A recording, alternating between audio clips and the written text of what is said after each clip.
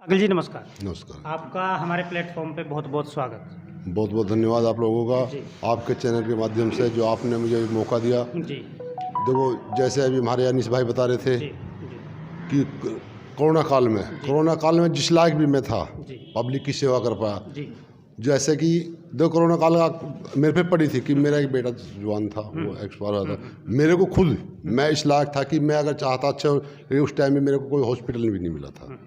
मेरा अपना जवान बेटा 28 साल का था। जी जी तो वो स्थिति मैंने देख ली, लेकिन बाकी आपने देखा जहाँ इतने परसेंट लोग के बुरा हाल था, कब्रिस्तानों में जगह नहीं, शमशान घाटों में जगह। तो मैं तो ज़्यादातर यही मानता हूँ कि सरकार इस जगह फेल हो चुकी है, जी जी। जो बीजेपी सरकार है। आपने देखा आपके परिवार पे भी ये पहाड़ टूटा है, तो आपने देखा कि कोरोना काल में जो सरकार बड़े बड़े दावे करती है, तो कहीं ना कहीं सिस्टम फेल रहा है।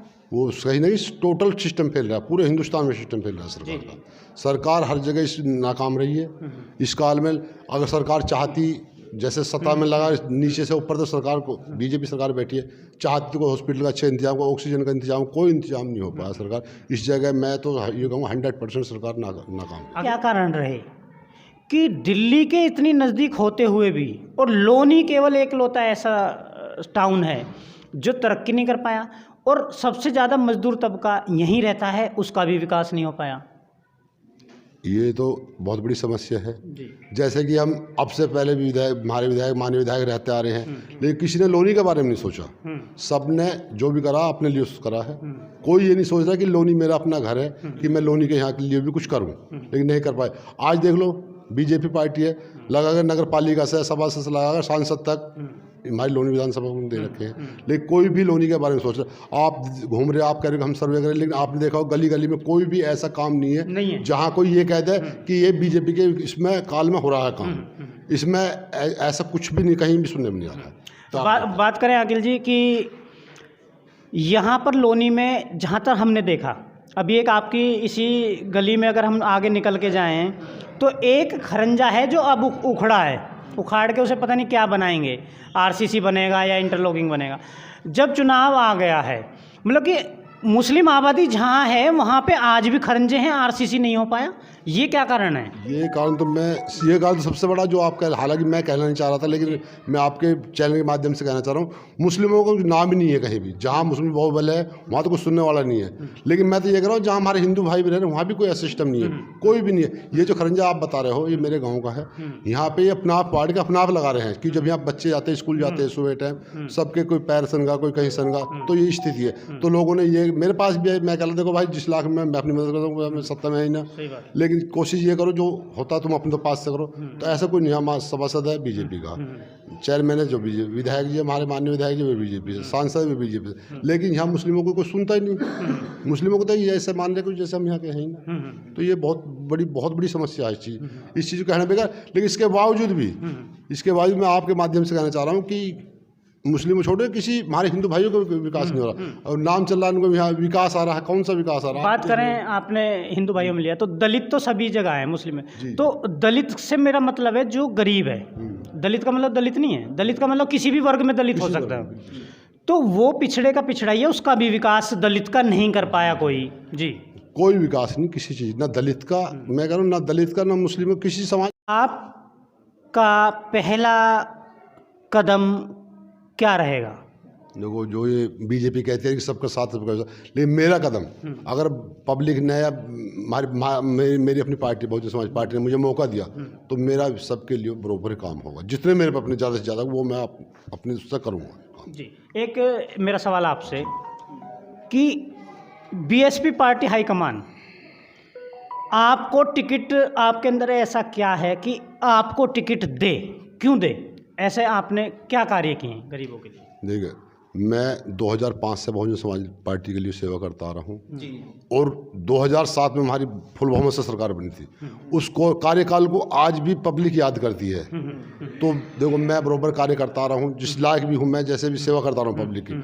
तो मैं एक छोटे कार्यकर्ता होने के नाते मैं बहन जी के सामने अपनी बात रख रहा हूँ कि बहन जी मुझे मौका दिया कि मैं पब्लिक की सेवा कर सकूँ। मैं ये नहीं कि मैं हर समाज की सेवा कर सकूँ। अखिल जी, आपसे मेरा एक सवाल, लोनी में बीएसपी पार्टी के बहुत सारे कार्यकर्ता रहे, और बड़े बड़े दावेदार रहे, लेकिन पिछले पेंडेमिक टाइम में, कोरोना टाइम में, वो सारे दावेदार बीएसपी के नज़र नहीं आए आपके अलावा। जी, आपका विचार? इसमें देखो, वो कोरोना काल एक ऐसी आफत थी, बहुत लोगों ने गलती करी है, लेकिन ये एक ऐसी घड़ी थी कि हर एक उस पर मुसीबत थी। मैं उनकी बदकिस्मती मानता हूँ जो वो ना कर पाए सेवा। ये एक ऐसा घड़ी थी कि इसमें सेवा करनी चाहिए ज़्यादा से ज़्यादा। ये किसी दिखावे के लिए नहीं थी। मैंने जो जिस लाख भी था मैंने बहुत सेवा करी, लेकिन मैंने कोई दिखावा नहीं करा। अल्लाह भगवान ने बहुत बुरा अजाब दिया। मैं अपने दर्शकों को बता दूं कि बीएसपी पार्टी से केवल आकिल जी एक ऐसे कैंडिडेट थे लोनी में जो जनता के बीच थे। यहाँ से बीएसपी के विधायक भी रहे, वो भी नदारद थे, गायब थे कोरोना काल में, वो नज़र नहीं आए दूर दूर तक। और भी बीएसपी के कार्यकर्ता थे, वो भी दूर दूर तक नज़र नहीं आए। लेकिन आकिल जी एक ऐसा चेहरा थे जो अपनी फैमिली के ऊपर पहाड़ टूटा फिर भी उस समस्या को संभालते हुए और गरीबों की और लोनी की जनता की भी मदद करते रहे। आपसे मेरा एक सवाल और कि लोनी का युवा है, पढ़ा लिखा युवा है, आज तक कोई भी सरकार का कैंडिडेट रहा हो, वो इस युवा के लिए, क्योंकि गवर्नमेंट जॉब सभी की तो लगेगी नहीं, तो इस युवा के लिए कोई ऐसे उद्योग धंधे या संस्थाएं लोनी में नहीं ला पाया जिससे इन युवाओं को, पढ़े लिखे युवाओं को रोजगार मिल सके। देखिए, मैं भी 2005 से राजनीति में आ रहा हूँ। ये हकीकत बात जो आपने बात हुई है, युवाओं के लिए कोई नहीं सोच रहा।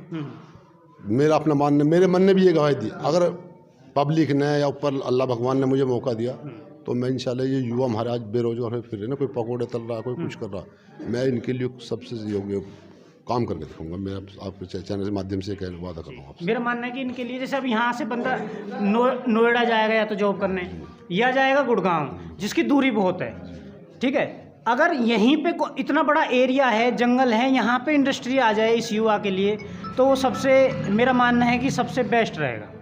देखिए, 2007 में हमारी बहुजन समाज पार्टी सरकार बनी थी, नोएडा चमकाने वाली बहुजन समाज पार्टी है, राइट।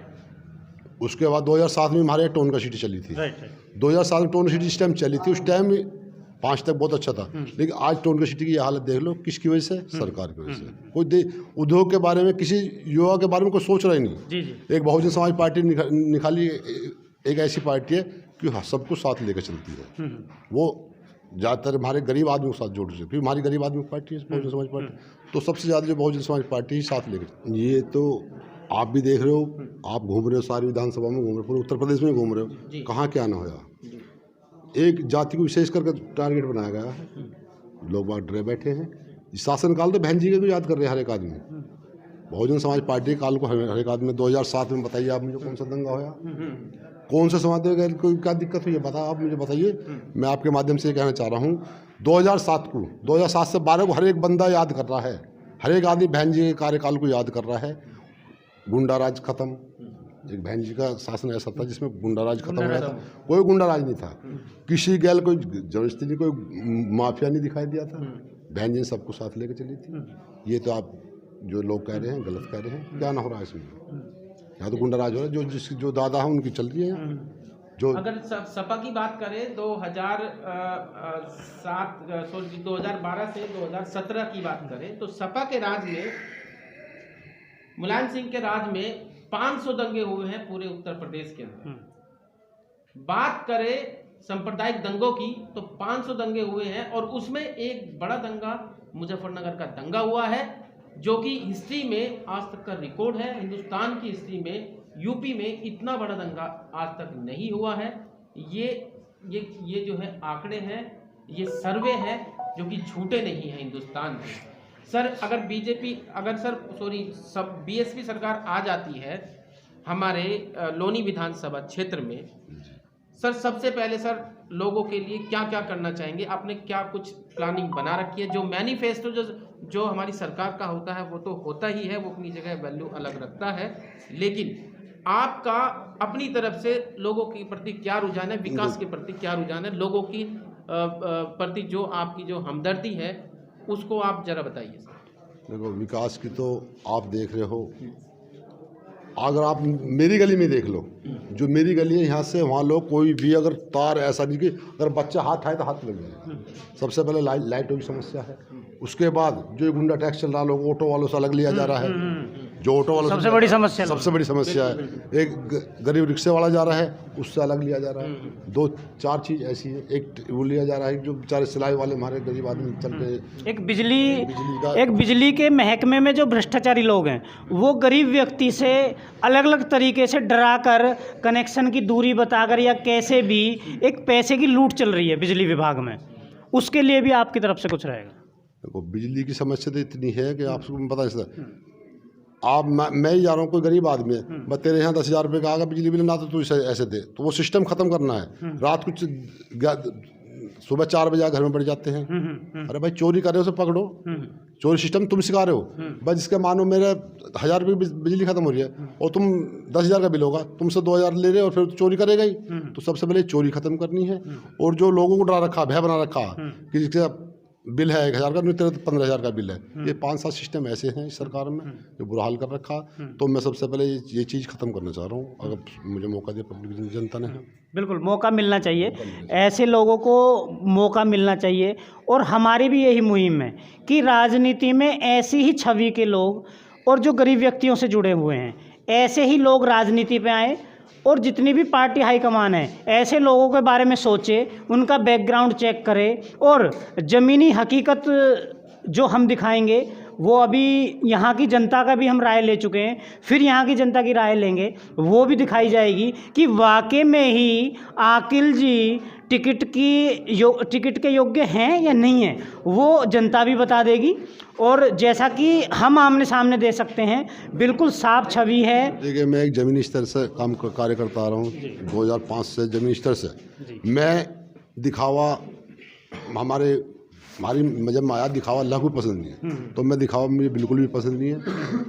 कोई भी, मैं आपसे कह रहा हूँ, कोई भी आदमी अगर मुझे मुझे मौका दिया तो मेरे घर 24 घंटे रात को 12 बजे आएगा तो मैं डायरेक्ट मिलूंगा। मैं किसी गनर के या किसी मुनि पीए के उससे नहीं मिलूंगा, मैं डायरेक्ट उससे मिलूंगा। मैं उसको मौका दूंगा। एक हम आपके लोनी की जनता भी देखेगी कि गरीब व्यक्ति आपसे कोई अपनी समस्या रखना चाहे, उसका समाधान चाहे, तो आपसे कोई गरीब व्यक्ति डायरेक्ट कब आके मिल सकता है और कहाँ मिल सकता है, कोई टाइम? जी, सबसे पहले तो सुबह 5 बजे से और 10 बजे तक मेरे घर के दरवाजे खुले। उसके बाद मैं यहाँ पे बैठता हूँ, बीकानेर स्वीट है जी, इसके ऊपर मेरा ऑफिस है जी, यहाँ भी किसी टाइम भी आ सकता। उसके बाद अगर मुझे फ़ोन पे, ये नहीं कि गरीब आदमी मेरे से मिले, ये चाहता हूँ गरीब आदमी मुझे कॉल करके मेरी समस्या मेरे घर पे आकर देख लो, तो मैं तुरंत उसके घर पे जाऊँगा। मैं यहाँ लोग पब्लिक की सेवा करना चाह रहा हूँ। बहुत अच्छा। देखिए, ये आपकी हकीकत बात है कि किसान आंदोलन उधर चल रहा था, इधर महंगाई बढ़ रही थी, लेकिन बढ़ रही थी वो चीज़ बढ़ी थी जो अडानी अंबानी के पास है। जो किसान की चीज़ वो कोई चीज़ नहीं बढ़ी थी। मान लीजिए डीजल पेट्रोल ये चीज़ बढ़ते जा रहे थे। जब सरकार, अब ये बात है सामने, जब किसान आंदोलन बहुत तोड़ने की कोशिश करी लेकिन नहीं टूट पाया, किसान एक अपनी जगह से मजबूत मिले, नहीं तोड़ पाए, तो हार के सरकार को उठने टेकने पड़े हैं। अखिल जी, बात करें किसान आंदोलन में आपकी तरफ से कोई सपोर्ट रही हो किसान आंदोलन को? देखिए, किसान आंदोलन में मैं जिस लाख भी, मैंने भी अपनी सपोर्ट दी थी। वैसे हो किसान हो तो मैं भी एक किसान हूँ, उसमें मैं भी गया धरने में, मैंने भी अपनी कोशिश करी थी। लोगों ने, बीजेपी वालों ने बहुत चाहा था कि यहाँ से किसान आंदोलन उठे, जैसे खूब हल्ले मचे थे, आपने देखा था गाजीपुर बॉर्डर पे पहुँच गए थे जो हमारे यहाँ के प्रतिनिधि थे, खूब हल्ला मचाया था, लेकिन कुछ नहीं हो पाया। किसान आंदोलन अपनी जगह मजबूत रहा, बहुत अच्छा काम एक बात और लास्ट में लगभग अब ख़त्म करने को है, आपसे एक संदेश हम सुनना चाहेंगे कि जो बड़ी टीवी मीडिया है, जिसको आप गोदी मीडिया कह सकते हो, वो आम जनता तक पहुंचने में असफल रही है। और किसान आंदोलन जब बिल्कुल टूट गया था, तब हम जैसे पत्रकारों ने उस किसान आंदोलन को एक चिंगारी दी। स्वयं मौलिक भारत न्यूज़ और नेशनल एक्सपोज ने पूरे 380 दिन किसान आंदोलन को कवर किया है। तो हम लोगों की भूमिका और बड़े टीवी के लोगों की भूमिका में आप 300 की, हाँ जी बताइए। देखिए, करना चाहता हूँ आप लोगों को वैसे, आज आप लोगों को इससे किसानों को उनका हक मिल चुका है, आज भी अपने मुकाम पे काबिल हो चुके हैं। तो मैं आपका बहुत बहुत शुक्रगुजार हूँ कि आपने एक किसानों की लड़ाई लड़ी है। जैसे गोदी मीडिया आप कह रहे हो, गोदी मीडिया वो हकीकत बात है, वो वहाँ बैठ के स्टूडियो में बैठ के वहाँ बात करते रहे, कुछ नहीं दिखाया किसानों का क्या स्थिति है। इसमें करीबन 1000 से ऊपर आदमी एक्सपायर हुए हैं। लेकिन आपके माध्यम से ये बात पहुँची है, ये सिलसिला उठा है, तो आप लोगों का बहुत बहुत